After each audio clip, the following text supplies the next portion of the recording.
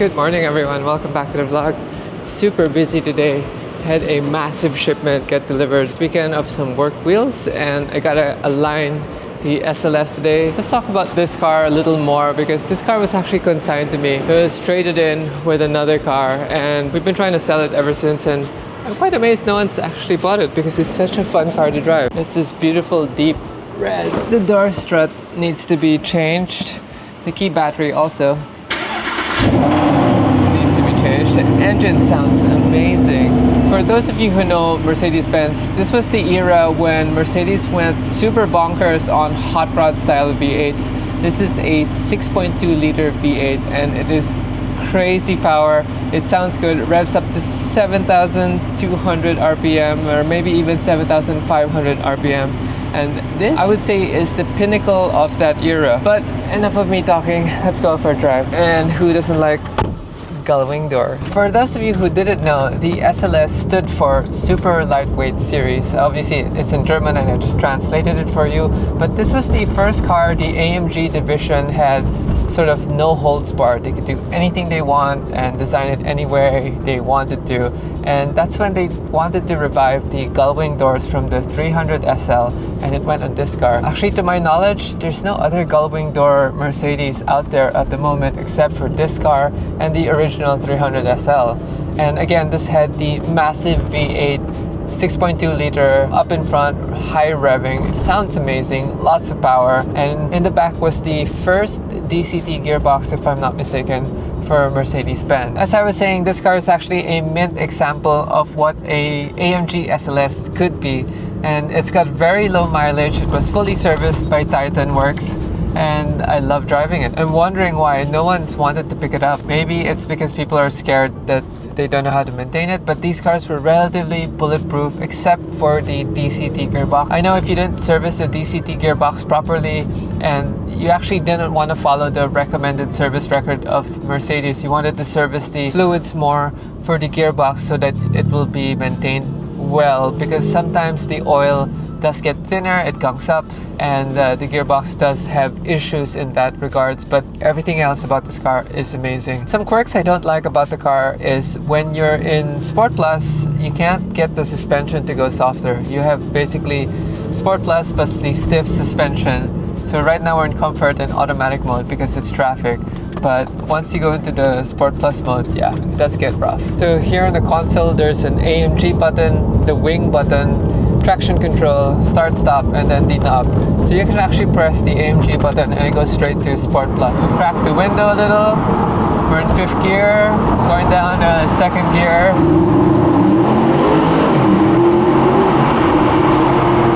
And that's a stock exhaust. Even when they weren't doing the pops and bangs tune, this already had a pops and bangs tune.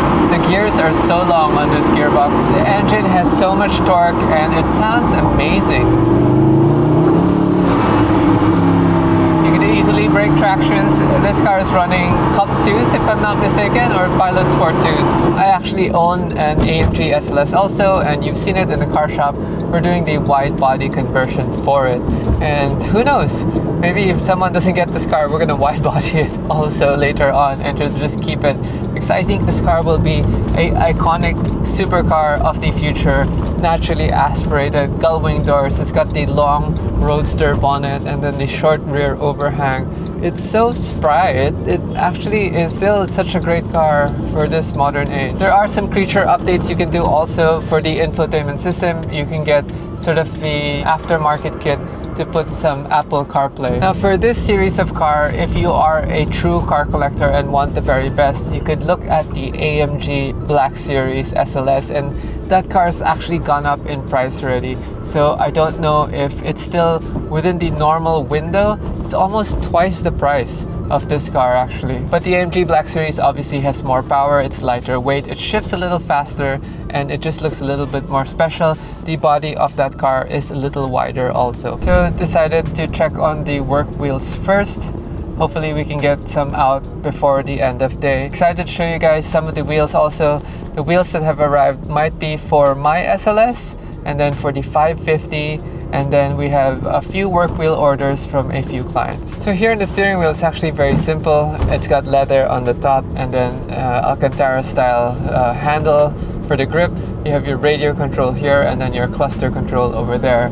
And it's very basic in that sense, but it's complete in terms of the knowledge that you need about the car. And it's got this beautiful AMG badging right in the center there. And if you guys didn't know, all AMG motors were signed by the builder, which means you actually know who assembled your motor in case of any problems. They will honor the warranty for that motor, right? But this car is way older already, so I don't know if we still have a warranty for the motor.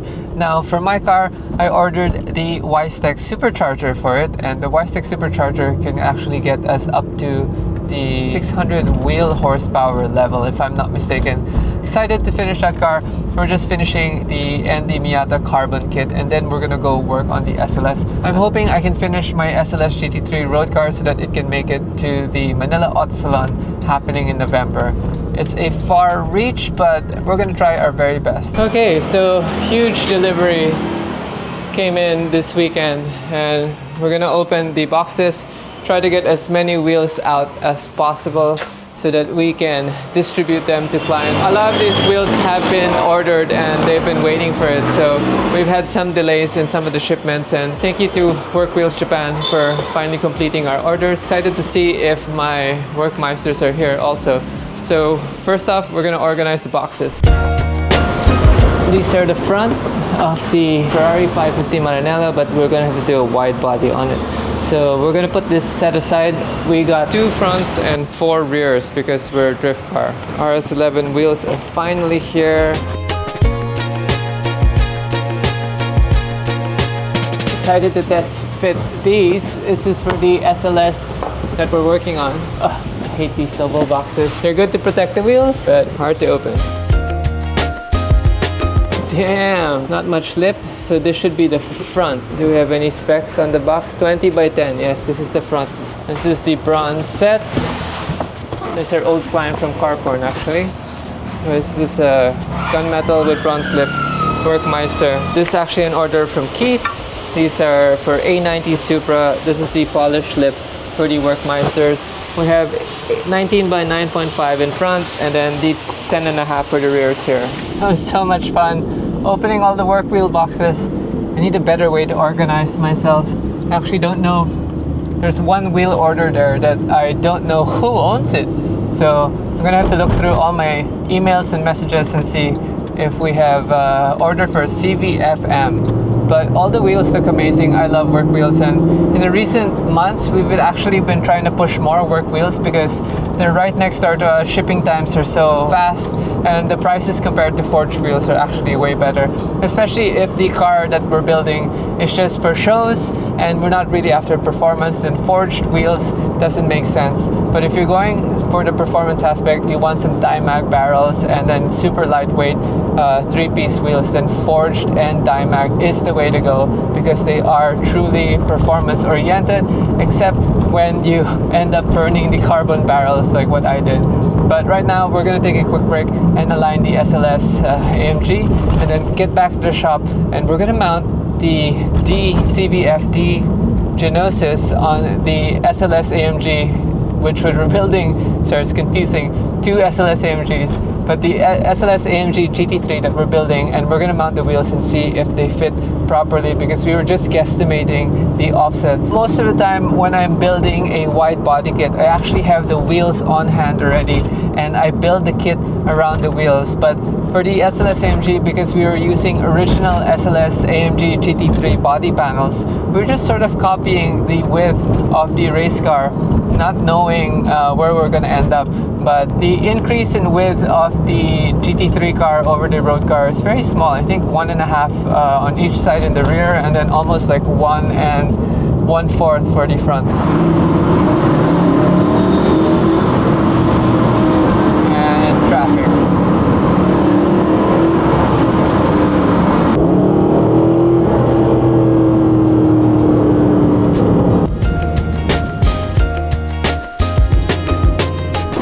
Okay, I'm gonna let them do their thing, check on the alignment, asking them if they can replace the keypad. And look at this thing. gull-wing doors are so cool. Beautiful color. Also, I do love the brown interior. I wish mine came with the brown interior. Probably if I hadn't cut my rear fenders, I would have kept this one. But it's too late. I've cut my rear fenders and I can't go back. Decided to test fit my wheels later for this car. Little rambunctious AE86. Wow, I used to have one of these cars too. Such a classic. Wasting no time, getting straight to work, mounting these sensors so we can get all the alignment done. Look how iconically beautiful this car is. So if you noticed a while ago, I said 6.2 liter. I know the badge on the side says 6.3, but accurately, I think it's a 6.2 something something that's been rounded up to a 6.3. I didn't know we had a Liberty Walk version Aventador. Do you guys know who this is? Wow.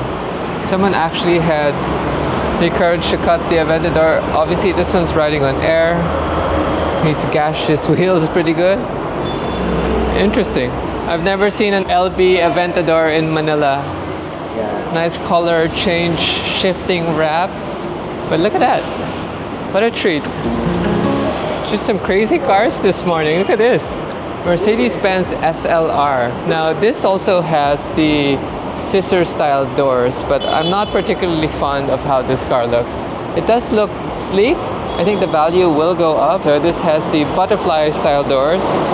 It's still not the same as the gull-wing doors in my opinion, but it's so nice to see that there's a car like this here so that we can compare the looks. What do you guys think? SLR was tied up with McLaren, so this has a McLaren motor.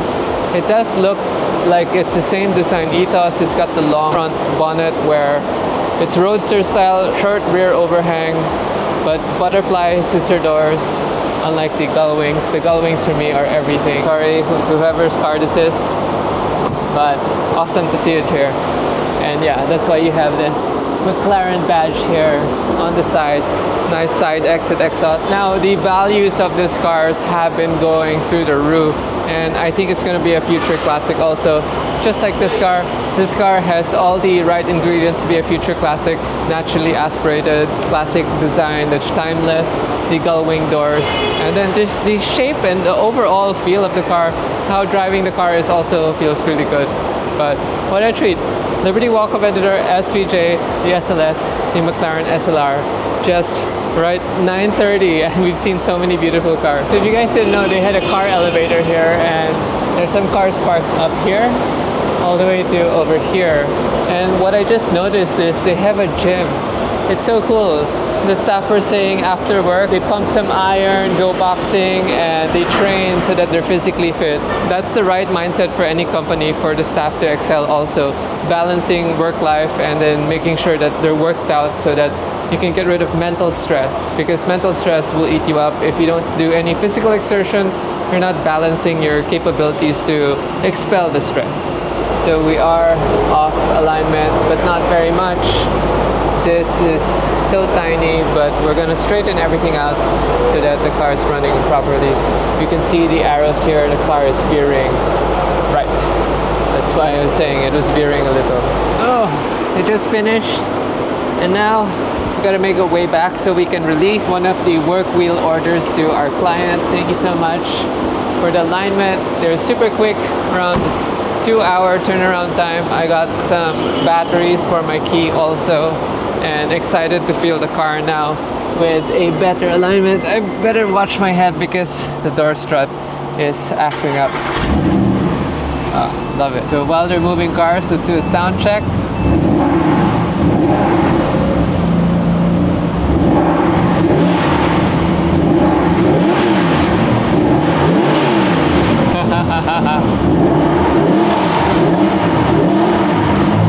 The car feels so much better, although I think my steering is still a little tilted to the left.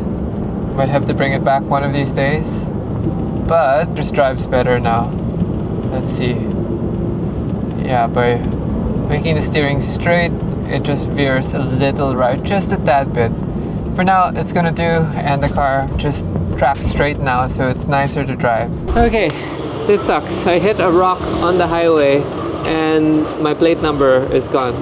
The mount for the plate ripped off, and it actually saved the paint of the car. We have a few chips down here, but I need to find my plate number now. I don't know if the plate number will still be there, but we're going around now to see if we can pick it up. If I didn't have the plate mount and the plate number, I would have a damaged front bumper. So good we have that. Now I just need to see if I can pick up the plate and then claim for a plate replacement, because that would have been super damaged. There's so much traffic, so I don't know how we're gonna stop and pick this up, but we're gonna see. Hopefully we can time it and the traffic's kinda light. Lost it. Sadly, cleaned up the road real quick and couldn't find it, so it must be with one of the sweepers. But lucky that we did have a front plate, because the damage is less than what it would have been. So we're gonna take a quick break for lunch and then head to the car shop and test fit those wheels. We sent some mags out. This is Keith's order for his client, and I have the plate mount from my SLS, so I'm gonna rip that off from storage so that we can put it on here. But I can't believe that happened to me. What a bummer. What a stroke of bad luck, basically, right? If you think I didn't wrap this car, there's no film on it, so I'm quite curious why I didn't. Normally all the cars that come to me, I get them wrapped just so that we know it's protected, and yeah, anything like this happens, it's safe. It's been a minute since we've unwrapped this car. We've been on hold because we've been working on the Angie Miata, and finally we can test fit some wheels so I can order some tires. Oh, it's so heavy.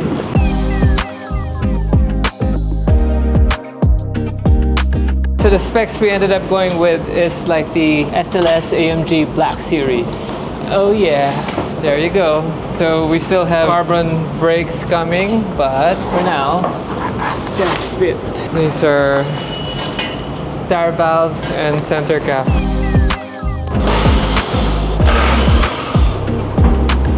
Putting on our rear mag also. Now we can get back to work on this car, now that we have some proper wheels.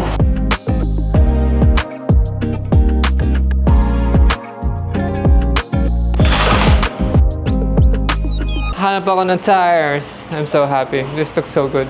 I can't wait to finish this car. Last time I updated you guys with the Andy rear Miata bumper, and Kevin had to remake it because I was not happy with the prototype. So this is now the new bumper, and it's so light. I don't know how to display how light this is, but I'll try to balance it off my hand, off my finger. There you go. About 2.5 kilos. Nice and soft. It's a little pliable so that we can get more weight savings. Ganda! I'm so happy that came out properly. As we're doing the rear quarter na, Mazda was so gracious enough to send us the rear quarter panels. Brand new rear quarter panels. So basically, this thing, Kevin's finishing the over fender first. Once we mold the over fender, then we can remove the rear bumper, replace the rear bumper, but we're gonna mold this, or a new one at least. So also from the last update, I had to order new tires for the Safari build, and sadly didn't make it to shipping, so which means I have to wait one more week to get that part. But I'm gonna show you the rear quarter of the Andy Miata, and I can't say it enough. Thank you so much to Mazda Philippines for participating in my crazy bad ideas. I think it's a good idea though, to make an ultra lightweight Andy Miata. If you can't get more power, lighten the hell out of the car. It's gonna be such a fun car. So we have the rear quarter panel now. We're gonna look at it and see how we're gonna attach it on the car. Obviously, we're gonna cut out as much of the steel as possible to mend in the carbon version of this rear quarter. It's heavy. It's heavy because it's part of the door jamb. Ah, okay. So this is something we have to study. The door jamb is here, so that's hardcore. We're gonna have to make a stronger version for the carbon. But basically, this whole quarter panel looks like there's some bolts up here and probably some upper glue, and then maybe tack welding on that part right there. But this is gonna be crazy. So this part right here is reinforced because this is where the door jamb hits, and maybe the load of slamming the door. This is why this is double walled. So some bolts also here, but how cool. Wow, that can definitely be way lighter. That's so heavy. In the next few weeks, we gotta finish this car so I can set it to classic speed. Maybe I'll throw some clear coat on the carbon so that it looks good. Oh wow, it's the double wall here that's heavy. Interesting. So obviously here you have to put like maybe even Kevlar. Kasi ito yung door catch eh. So maybe even Kevlar here. So basically when we cut out the original. Wow, okay. The spot weld here, this needs to be all drilled out, and the panel basically encompasses this. There's probably glue underneath this section right here. So as you can see, it's tack welded here. So that's all gonna come out, which is part of the panel right here. So all these ridges will be removed and boom, ultra lightweight. We'll cover the antenna hole also. This is a massive undertaking. It's no joke to carbonize a whole car, and doing it properly, that it actually saves a ton of weight compared to the original. If you guys didn't know, one of my first drift cars, the S14, was full carbon, and I'll post a link to that video here. And I've been obsessed with carbon fiber ever since, but back then I didn't know what I was doing, so it was all cosmetic, and the carbon was just basically overlaid onto the steel. Now we've learned from all those years, and we're doing a lightweight version. Our target for this car is 900 kilos wet, so hopefully we can even beat that. I don't know yet where we're at, but last time with the wet weight and fuel, we were like 980. So we have a long way to go to lighten it. Kev and I are discussing whether to carbon this, and if we laminate it, it's going to be heavier. Obviously the roof save a ton of weight if I carbon it, but the body I think people might buy, but the roof is a different story. Not everyone likes the hardtop clamshell shape. So we have the stock fenders on also, because that's gonna get molded as well. Norman is doing our radiator shroud. So he's actually made this bar here, and he's gonna move the pump back. So we're gonna move everything a little more back so that we can make a nice radiator shroud so that we can duct it through the hood. So much work happening. Oh wow, I love it. So much fun. Unlike last video when you guys saw all the issues, now things are working, and I'm happy that some things are almost done. We're gonna pack up. See you guys again in the next video.